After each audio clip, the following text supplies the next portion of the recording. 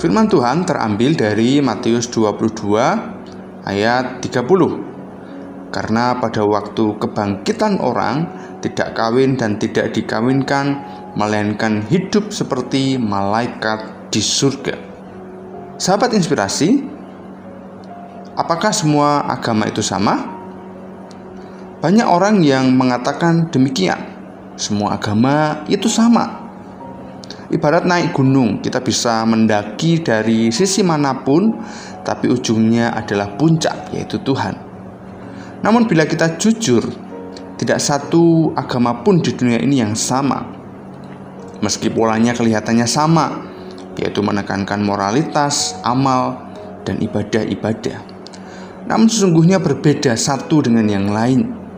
Tidak percaya? Mari kita coba analisa. Semua agama pasti menawarkan surga versinya masing-masing. Anehnya, tak satu pun konsep surga itu sama satu dengan yang lainnya. Bila memang surga adalah tujuan akhir dari semua agama, dan itu adalah tempat kediaman Tuhan, lalu mengapa versinya berbeda-beda?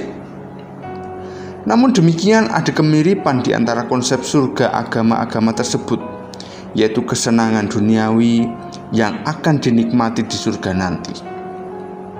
Kesenangan itu digambarkan dengan makan dan minum, kawin mengawinkan, pesta pora, dan semua bentuk kesenangan duniawi lainnya. Lalu bagaimana dengan konsep surga menurut Alkitab? Sahabat inspirasi, Yesus selama pelayanannya di bumi sering menyebut tentang kerajaan surga. Di antara ayat itu adalah Matius 3 ayat 2 dan Matius 25 ayat yang ke-1, dan masih banyak lagi ayat lain yang menyebut tentang kerajaan surga. Dalam bagian yang lain, Tuhan Yesus juga menyebut surga dengan istilah rumah Bapa.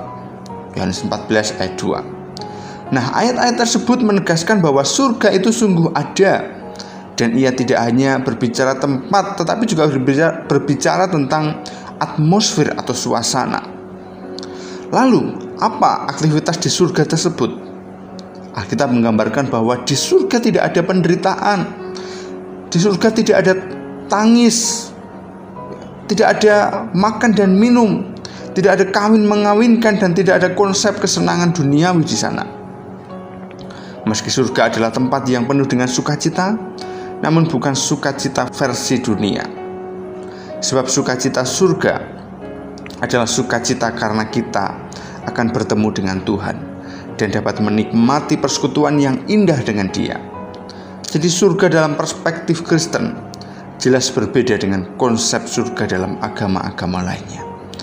Itulah sebabnya saya tidak pernah sependapat dengan mereka yang mengatakan semua agama itu sama.